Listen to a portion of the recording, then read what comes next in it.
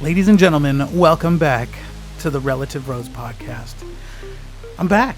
I had to step away, and to be honest with you, life got crazy. Not in a bad way. It was the holidays. My work schedule was all screwy. I'm typically off on Mondays, and I was working, but all good. It was a challenge, but a lot of things are. So, it wasn't bad. It was actually really good to step back and kind of prioritize and really stay focused on why I'm even doing a podcast. And the truth is, just to get it off my chest. That's about it. I have been, toying around with marketing and getting on Facebook. But honestly, Facebook, it's too much. It's too much to try and dissect.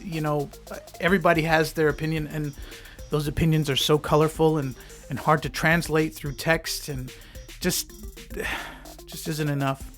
So it causes some turmoil, and I've had to peel back. And here we are. I'm not going to bother too much with Facebook. I think. I don't know. Maybe I'll indulge once I've produced something, and I'll forward it out there, and you do what you want. One of the things that I kind of went through, just so that maybe we could relate on some other level, my mother came back to live here in Sacramento, kind of bounced around between my sister's house and my house, and it just wasn't easy. We haven't been around her for too long, for a very long time, and vice versa. So, we're all different people living in a very busy lifestyle. At least me and my sister were. So that was a difficult juggle. And obviously good and bad comes out of it. Mostly good, as far as I'm concerned. I was kind of dipping into a depression for a second there, if I'm being honest. And was having a hard time trying to see things as on the upside as I usually do. But I don't hate myself for it. Never do. I think it's actually normal to go through dips here and there. Doesn't make sense to be happy all the time. And generally when you meet those people, you kind of know there's something going on. So, I'm just going to admit to you, I was not happy the whole time, but I have some perspective that I do want to share with you about, let's say, season 1 of this podcast, because it's been enough time to justify saying welcome to the new season. And I wrote something down that I pulled out of my brain, and I've been kind of toiling with all this information, and anyways, I'll just read you what I wrote. When people have issues with billionaires, it's not about the money. What do I mean by that? I just think I have misunderstood my friends and family members who have that liberal perspective where every person matters and borders are wrong and people shouldn't have all that money. And I think underneath the surface of all that it's all coming from the right place, I believe. And it's not that they want to rob the potential of anybody to make the most out of themselves. I don't believe that. I think it actually stems from the idea that we all need help sometimes. And some of us get pulled out of a really bad situation by the hand of somebody else who's more fortunate. That's a real reality. And it does happen, and we don't want to rob ourselves of that potential. So I think at the end of the day, all political perspectives can agree that people are the most important thing about this planet. If they don't agree with that, then functionally, I don't think our worlds can merge. If you don't think people are important, then clearly you're on your own, lesser traveled path. And I don't know, without being too judgmental, that's just the way of the world, right? It's yin and yang. And if my life doesn't matter to you, or your neighbor's life, or homeless people, or children that are in foster homes, if those people don't matter to you, or people in other countries, quote unquote other countries, people across quote unquote borders, they're still people. It's, I watched a show recently that kind of highlighted the idea that borders are just ideas, founded by the lucky ones.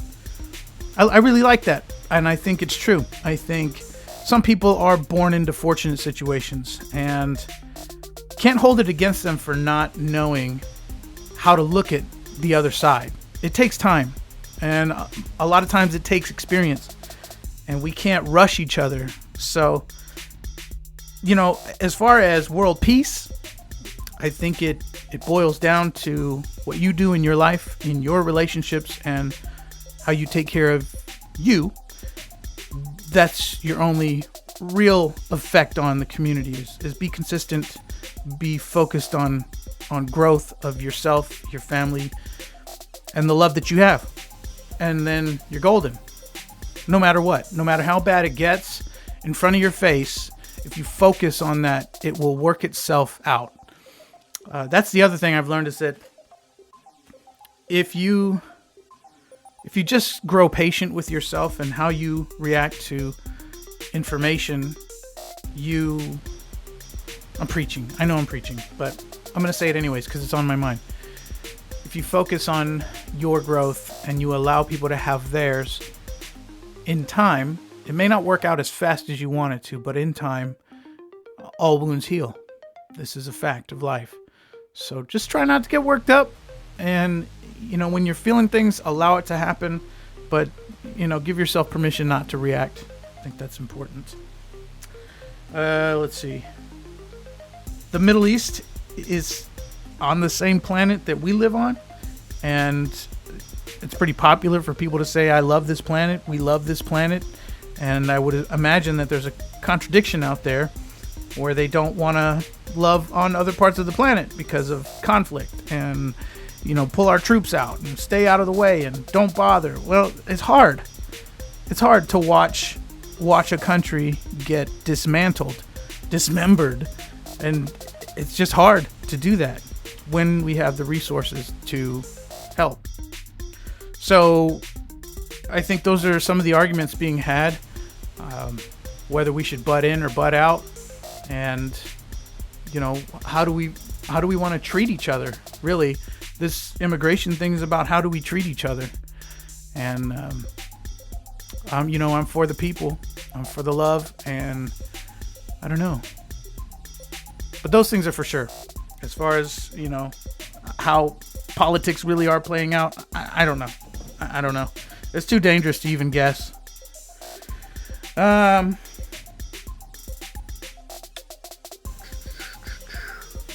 Borders don't work anymore, even if they ever truly did. Borders don't work anymore, even if they ever truly did. We'll never know. Because how much further along would we be if there were no borders? How bad could it really be? Honestly, I think there's enough land if we just united the world. Like if it was united everybody. United world. Like the sad part about that is that we would need an enemy, another planetary enemy. That's what we would need. It's the only way to cure this thing. And since, the ozone's going away and this climate change and all this crazy planetary stuff, I think that even if it's a conspiracy, it's not really bad to believe in. It's like, what's the worst that can happen if you actually believe in climate change? You live better, you treat the planet with a little more respect, you just are a little more conscious of your action and how it affects your environment. Not really a bad thing to believe in. If that's going to be our religion, let's do it together. Let's worship the planet. How about that? That's what the Native Americans used to do. They used to worship the planet, And I believe that Eastern Indians do the same thing. They worship the planet. They have different gods for different needs. And I don't know, that just makes more sense because more things to love, more things to worship on a healthy level. I'm rambling.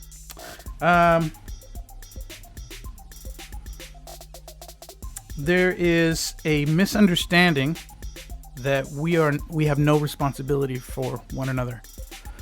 I think that's unreasonable, because though you may not need to step in and make decisions for another person, you can help facilitate a healthy environment. You can do that. And that is your responsibility to each other. And I think when you're in a situation where you want to help, but it's difficult, it's even more important to step back and allow space to do its medicine, because space does that for people. People need to heal in their own time, in their own way. And I believe that. I think that's a very godly experience on the other end. Let's see here.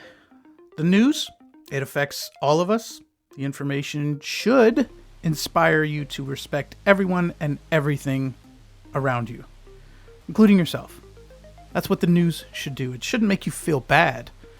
That's not what the news... You're choosing to interpret that in a bad way, and you're shutting out bits of reality. I think, even if the media is trying to put a twist on it, the visuals have their own truth. So when you see something happening between two people where one is harmed by the other's hand, it's a problem. And we get caught up in the details. Clearly we get caught up in the details, but on the very basic human level, we don't like seeing people hurt each other. That's the agreement. And then how you go about that is where you find these, jagged opinions. But let's try not to get hung up on the details. Let's just admit there's a problem in society where people aren't getting what they need. And when they commit crime or act in violence towards one another, it's kind of a sign that our neighbors need to step it up.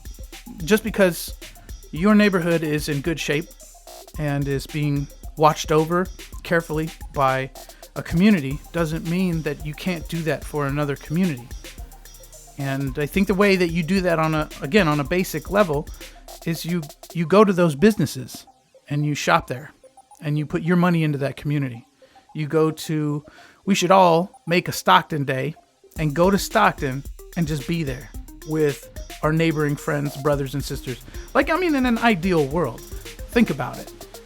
I don't know about you, but when I think of Stockton, it doesn't give me any sort of inspiration or enthusiasm. But that being said, I think that, again, on a human level, if we were there to connect and to put our resources into the city, we could make it just as wonderful as we believe it could be.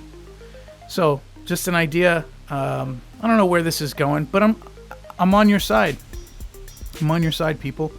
I think the world could be a better place, but it's gonna be tough treating each other better.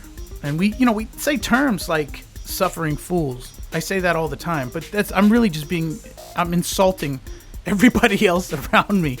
I know it's a really bad habit, but it kind of comes off as my ideas are better. Why don't people think like me? I don't necessarily want to be that way. So I do strive to stay open and stay peaceful for people. And things I would normally comment on, because I think my humor is needed, I try to back off and let the space do what it does. And I find that is much more productive than me trying to get a word in edgewise in almost every situation. So I'm doing that in my life, and here I share the progress with you. So again, thank you. Whoever's listening, thank you so much for listening and letting me into your brain for a moment. And if you ever want to reach out, if you know me, feel free,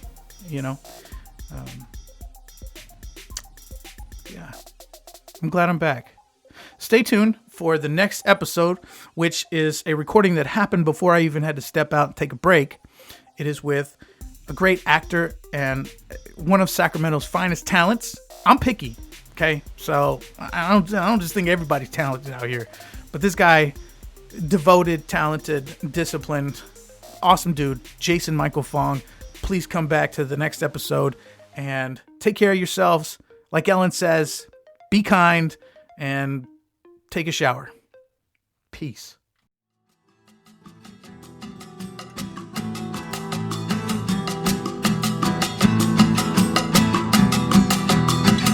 Well, everyone I ever meet goes here in this book.